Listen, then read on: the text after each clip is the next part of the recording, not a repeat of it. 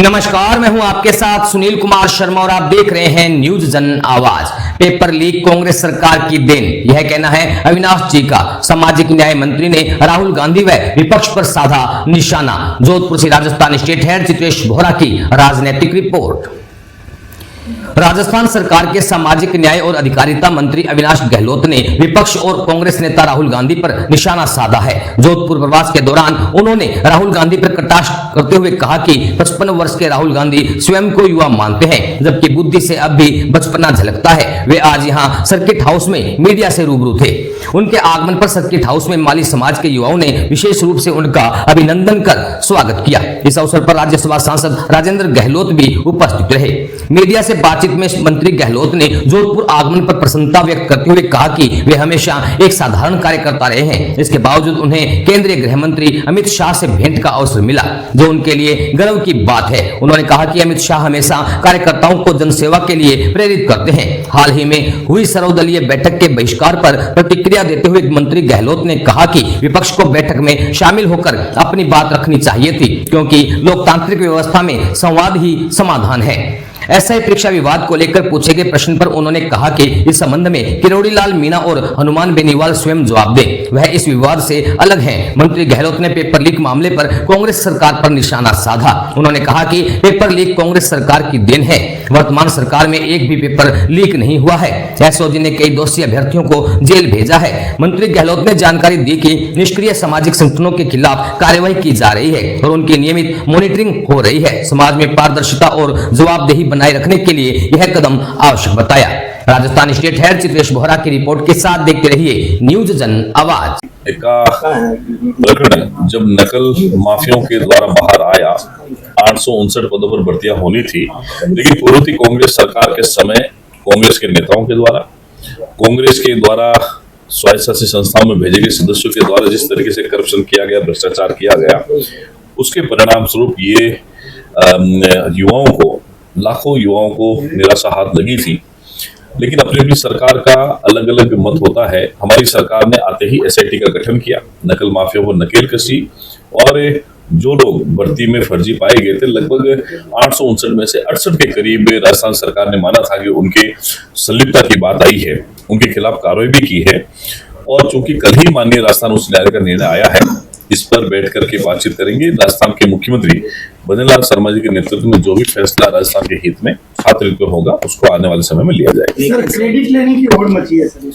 देखिए, क्रेडिट लेने की बात नहीं है। राजस्थान की परंपरा रही है कि जब भी कोई माननीय न्यायालय के माध्यम से कोई फैसला हुआ है, उसमें किसी को क्रेडिट लेने की आवश्यकता नहीं है। और वो न्यायालय का फैसला है, न्यायालय का फैसला हम सबके लिए सर्वोपरि भी है, स्वीकार्य भी। लेकिन जिस तरह से शब्दों का प्रयोग हनुमान बेनीवाल जी, किरोड़ी लाल जी के लिए किया और वो एक ऑडियो वायरल हुआ, देखिए, उस पर उनसे ही बात करना ठीक रहेगा और उनसे ही प्रतिक्रिया ली जानी चाहिए। सर, वोट के लिए पैसा देना और लेना दोनों अपराध की श्रेणी में आते हैं देश के संविधान के अनुसार। किरोड़ी मल सीधा कह रहे हैं कि हनुमान बेनीवाल ने अपने पैसे मांगे और दिए उन्होंने, ये भी बात कहीं कहीं स्वीकार्य हो रही है। वो वापस आरोप लगा रहे हैं कि तुम्हारे पास है क्या समझ। देखिए, कोई भी प्रकरण अगर होता है, जिन व्यक्तियों के बीच में संवाद होता है, उनसे पूछा जाना चाहिए। लोकतांत्रिक व्यवस्थाओं में पारदर्शिता, ईमानदारी होना आवश्यक है। और जो लोग इस प्रकार की बातें करते हैं, जिन लोगों ने भी इससे काले खेल में हिस्सा लिया है, उनको जनता भी जानती है और आने वाले समय में इसका जनता जवाब देगी। आप आरएसएस से जुड़े हुए, आरएसएस की समन्वय समिति की बैठक जोधपुर में होने जा रही है, क्या कहेंगे इसमें? देखिए, ये समन्वय बैठक का काम संघ और उच्च अधिकारियों का है। इस संबंध में संघ हमेशा सलाह देने का काम करता है भारतीय जनता पार्टी को। तो ये समन्वय का काम है कि राजस्थान में हो चाहे देश में हो, समन्वय के साथ कैसे काम कर सकते हैं, जो देश हित में भी हो, प्रदेश हित में भी, वो काम भारतीय जनता पार्टी हमेशा करती है।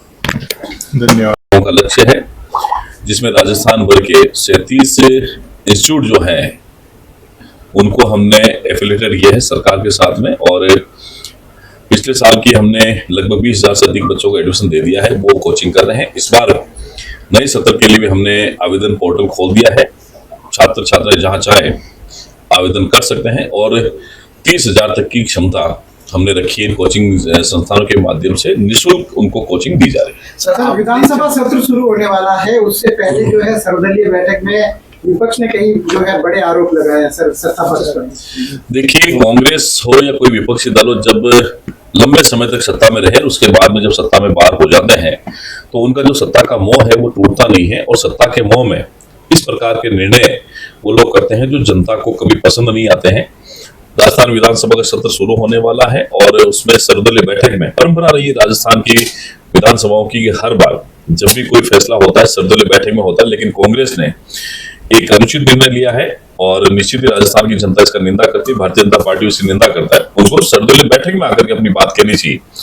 कल आपने देखा होगा जिस तरीके से बिहार में आम चुनाव से पहले राहुल गांधी जी के मन से और आरजेडी के जो नेता हैं तेजस्वी यादव के मन से जिस प्रकार से प्रधानमंत्री मोदी जी के लिए, उनकी स्वर्गीय माता जी के लिए जो अपशब्द काम में लिए गए, पूरा देश उसकी निंदा करता है और कांग्रेस को और विपक्षी दलों को इस बात के लिए माफी मांगनी चाहिए। सर, आप जब मंत्री बने थे आपने एक संकल्प लिया था कि जो भी एनजीओ कागजों में चलते हैं उनके खिलाफ कार्रवाई की जाएगी, सरकार को भी चूना लगाते हैं और अनावश्यक पब्लिसिटी भी स्टंट में बटोरते हैं, लेकिन क्या उस बारे में आपने जो डायरेक्शन दी उसके अंदर कुछ नवाचार या कोई नए डायरेक्शन आपने दी?